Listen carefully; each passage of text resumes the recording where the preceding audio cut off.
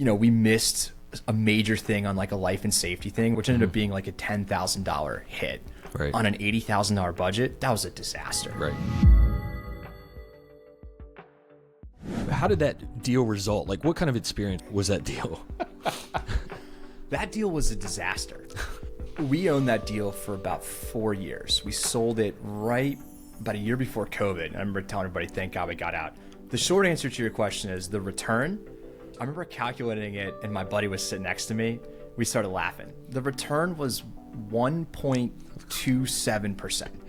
And I was laughing because I was so shocked that we didn't lose people's money. Right. Everything that could have gone wrong went wrong. We brought in another friend of a friend whose dad had a contracting company.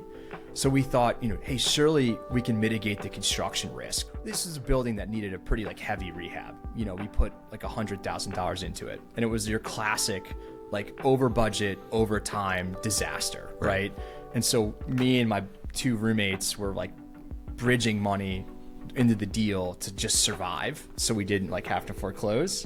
Later we were able to recoup those funds and it was part of the 1.27% return.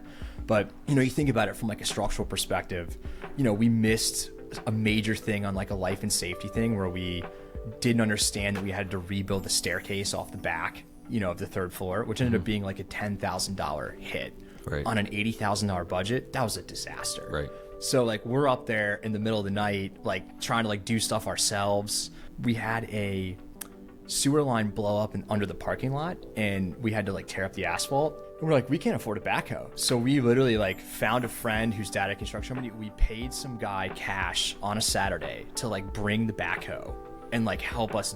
We were there with him with the backhoe. I mean, you can't make this stuff up. So we just kind of I have 10, 15 stories like that where stuff just kept going wrong. Right. And we just tried to figure out what's the most cost-effective way to survive this problem. Right. And that went on for 4 years. And it was a nightmare. And unfortunately, Baltimore went through, some pretty radical changes as well. And the whole thesis was we were 2 blocks from Penn Station. So I had been betting on the Penn Station Amtrak terminal redo, which came 12 years later. Nice. So we were very early on that.